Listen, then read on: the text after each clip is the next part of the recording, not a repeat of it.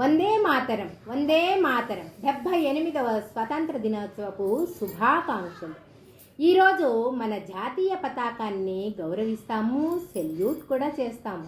మన పతాక విశిష్టతను గురించి తెలుసుకోవాలి అంటే ఒక జాతి సౌభాగ్యము, సంపద, స్వాతంత్ర్యం జాతీయ పతాకంలో ప్రతిబింబిస్తూ ఉంటుంది. ఎందరో మహానుభావుల యొక్క ప్రాణత్యాగం ఈ స్వాతంత్ర్యం. గాంధీ, నెహ్రూ, భగత్ సింగ్, లాల్ బహదూర్ శాస్త్రి, బాలగంగాధర్ తిలక్, ఇలా ఎందరో మహానుభావులు. త్రివర్ణ పతాకాన్ని గాంధీజీ గారు చెప్పిన మేరకు పింగళి వెంకయ్య గారు రూపొందించారు. ఇది 3 రంగుల్లో ఉంటుంది.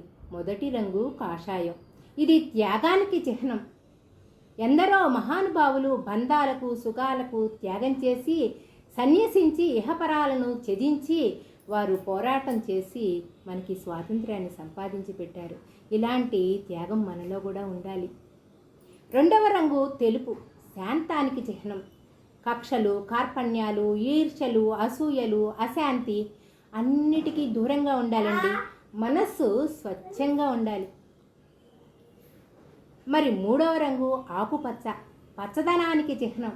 మన భారతదేశం సస్యశ్యామలమైనది అంటారు.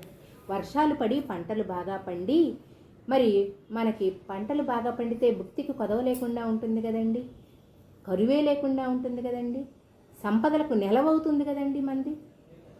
అందుకని మన దేశాన్ని మనం కాపాడుకోవాలి, మనల్ని కాపాడుకోవాలి, మన చుట్టూ ఉన్నవారిని, తోటివారిని కాపాడుకోవాలి, మన స్వాతంత్ర్యాన్ని మనం కాపాడుకోవాలి. మనం మన సాయశక్తుల మనకున్నటువంటి సంపదలను కూడా కాపాడుకోవాలి. ఇలా మనం ఒక బాధ్యతాయుతంగా, ధర్మబద్ధంగా మన దేశంలో మనం మెలగాలి. ఇలా మెలగాలని కోరుకుంటూ భారత్ మాతాకి జై. జై హింద్.